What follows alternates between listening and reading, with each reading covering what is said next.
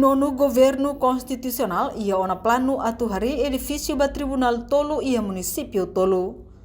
Coordenadora Grupo Trabalho, Lucia Lobato hato assunto ne, foi a audiência ao presidente do Parlamento Nacional, Maria Fernanda Lai, sexta-feira lorondonulu recém ida, fulan junho tinang ne, ia salão conferência Parlamento Nacional. Lobato hateteng, governo ia ona plano atau cria Tribunal Tolu ia município Sira, hane Sambobanaro, Vikeke, inclui Ermera, molok mandato governação ida de Ramata.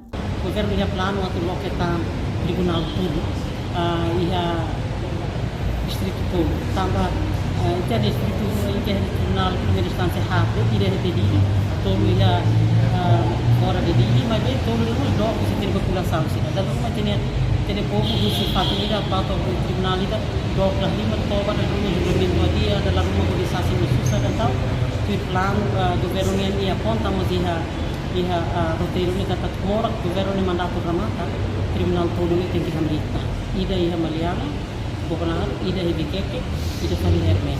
Portanto, tanto kita tolong kita tribunal sana kita tem que preparar fatim serat serviço, kita tem que preparar EMA, nema makin kita recruta da kona habu recruta da kona tem profissionais trabalhar também. Portanto, isso se lhe tempo, mas bem há uma que se governo o serviço seriedade, se provavelmente vai aprovar lei né que tempo ele vai mandar se discutir.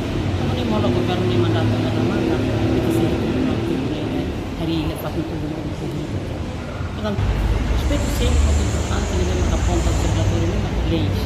E a lei que ele vai parlamento tem que aprovar. E a lei que ele vai tem que rever uma alteração, e o governo minha competência, e a modo do governo e a decreto-lei que ele vai governo tem que prestar atenção. Respeito. Durante ne Timor-Leste ia ona edifício Tribunal hat, mas beho distância nebe dok malu. No comunidade Sira hasoru desafio bot, bahira atu acesso ba tribunal.